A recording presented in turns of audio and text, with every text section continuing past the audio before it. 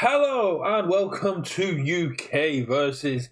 In once again, the biggest coincidences of the channel, I drop a video about classes and then we get reveals that basically mean I need to update the video. The amount of times I have dropped a video only to have UVS drop a corresponding article or reveal is now getting on the borderline where I think I need to be checked for ESP. If you haven't seen that video, go back and check it out. I will not be talking about what the classes do or the symbol connections. We've already touched on that in the video adding class to Universus, but there is a caveat. I completely forgot to mention that although we had the critical role characters with their classes in the challenges, Fresh Cut Grass was also had the healer class long before the classes were even announced, and these were kind of hints and breadcrumbs that UVS have dropped throughout last year to say these changes are coming, and there's going to be some very cool stuff coming along.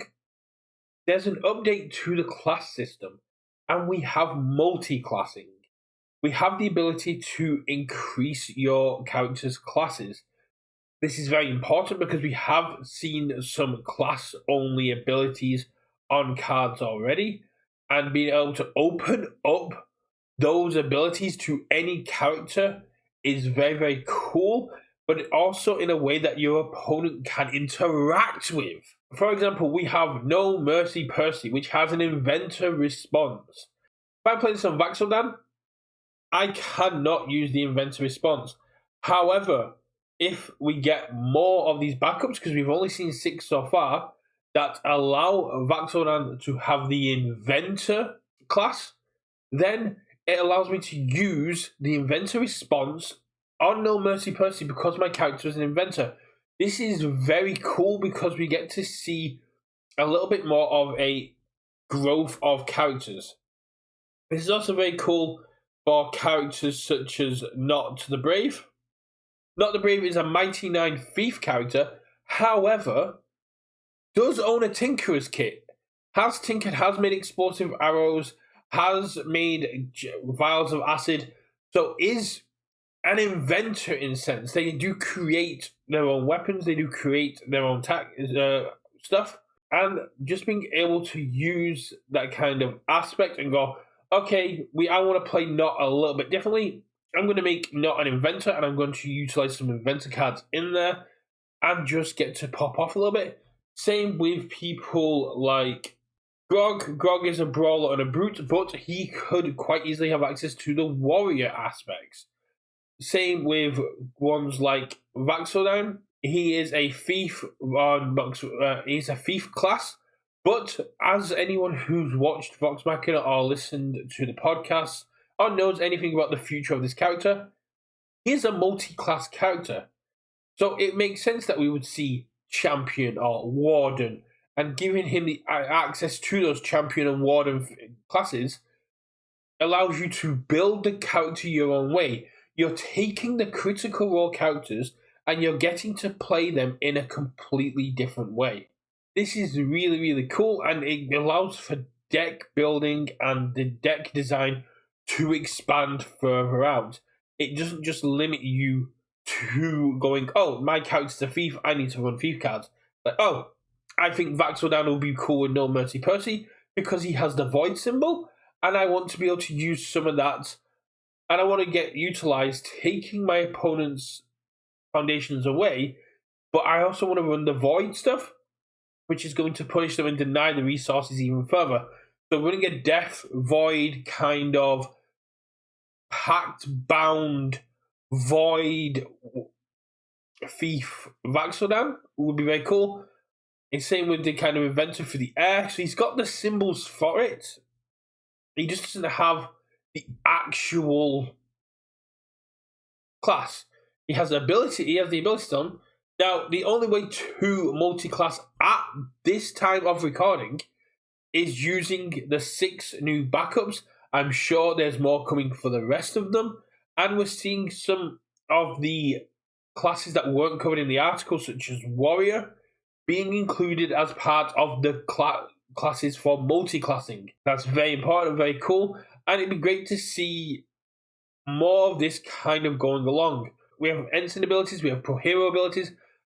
Being able to say have a Aizawa backup that says you are now a student because this teacher is in play. You are now a pro hero because All Might is here, or having a asset like a pro hero license. They go, while this is in play, your character is considered to be a pro hero. Having a thing like Combadge from Star Trek Lower Decks saying, while you have this, you're an ensign, you are part of Starfleet. Being able to go further, getting one of my favorite aspects of this game back is what I want. And my most favorite aspect of this game is right there in the tagline on the UVS website under Universus: simple principles, complex interactions, deep strategic gameplay. If you are able to take these simple interactions of going, this character gains this class, turn that into complex interactions where you're going, my character has gained this class, I now have access to all these abilities that your opponent was not expecting, because if I saw a Godzilla in play, I would not expect that Godzilla to have access to inventor feats or have access to mage feats, although I would love to see Godzilla in a little hat and beard, and allowing you to further the strategic gameplay because you've been able to turn your game sideways and go, you were not expecting this. This is not a 2024 Godzilla list. This is a 2025 Mage Zilla list. I'm definitely excited to see where this goes. I'm definitely excited to see how these characters are going to be able to undergo this multi-classing, how they're going to be able to level up their decks, and how you're going to be able to have this much wider card pool and ability pool, because at the moment it's so hard to deck build, because especially with your free symbol characters like we're seeing in Critical Role Heroes of Exandria, you've got access to so many cards, especially if they're on symbols that you share with Attack on Titan or Izuku Midori on the move, Star Trek Lower Decks, Soul Leveling. The pool is getting bigger, and rather than going, okay, I'm playing on air, I can only play air cards.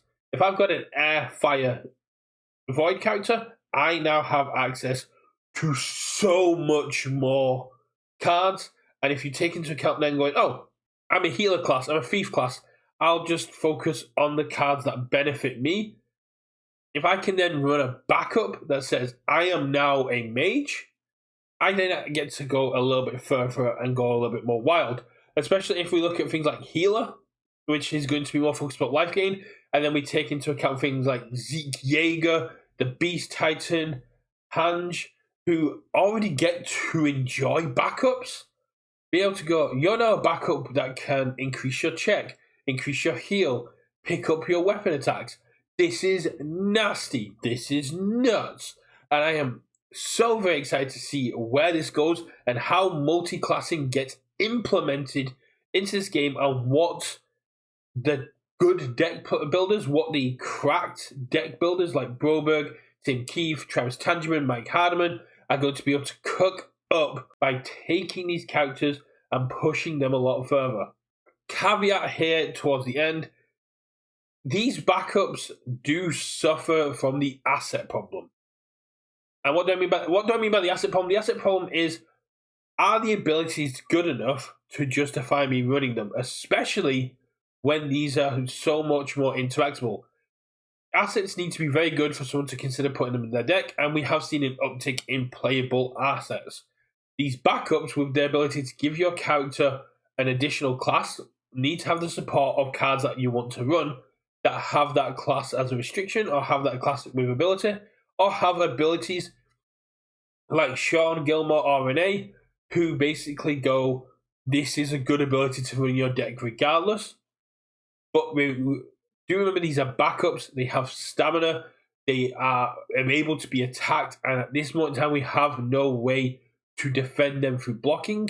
You can defend them through damage reduction, you can defend them through other interactions such as Runaway or Genkais or Cape of No Return, and then you also have Keg, who is just a tank and absorbs attacks for the backups. But they're still interactable, they can still be destroyed, and if you lose that backup, you lose your class, and that can make it a lot easier to disrupt what you're doing. This is a very mage play, because as Matt Mercer said in the past, mages are high risk, high reward. If you build your deck going, I need this backup in play so I can trigger these abilities, and that backup is just dealt with, you lose access to a lot of abilities. Those abilities go away, and those cards can become blank or semi-blank, and it becomes a lot harder. It becomes a lot scarier, and it's something that you need to be aware of in deck building. These are very cool, and I think it will unlock a lot of interesting interactions for decks. Will catch a lot of people off guard, but just be aware of the drawbacks. Be aware of the risks. This is a high risk, high reward strategy, but there are some very cool characters that are getting some power buffs from this, and there are some very cool abilities that characters that should be able to get access to, as well as opening up design space, as I mentioned earlier in the video, for things like giving characters villain, pro hero, league of villain. It allows you to take this gated keyword responses, gated keyword abilities, and go, these are now classes. Oh, you want 1A? Cool. Oh, Godzilla signed up. He's now in 1A. Now you've got a 1A ability. You can just go, yeah, we're multi-universe IP. Yes, we're adapting that verse. But how does Lady Kima fit in with these My Hero cards? Oh, well, let's say we get another My Hero set in 2026, and we get the Pro Hero license. That's cool. Lady Kima can play the Pro Hero license, get access to hero rankings, and go, yeah, I now have this asset that I can now use all the abilities of thanks to this one card. They're vulnerable, they're interactable, but because of that, it unlocks their ability to make your character better. And that is the kind of interactions people have been asking for. People have been asking for this game to be more interactable. People have been asking for this game to be more back and forth. These backups do that. And they do it by offering powerful abilities that will stack the game in weird ways. So it's allowing the game to stay competitive, allowing the game to stay powerful, allowing for that power creep and power curve to keep going up, whilst also introducing a new aspect of interactability to stopping your opponent from that power creep. I think this is very cool. I think this is really powerful, and I really want to see where multi-classing goes. Tell me, what class are you excited? What classes would you like to see characters get before? And unfortunately, as Nezu rotates, if we do get a Pro Hero license, we still won't have a Pro Hero Nezu in Standard. That's very sad, but also kind of hilarious at the same time. I'm going to keep it short and sweet. I'm going to catch you all on the next one, and I'm looking forward to see what multi-class characters you bring to game night. I'll see you there. Bye!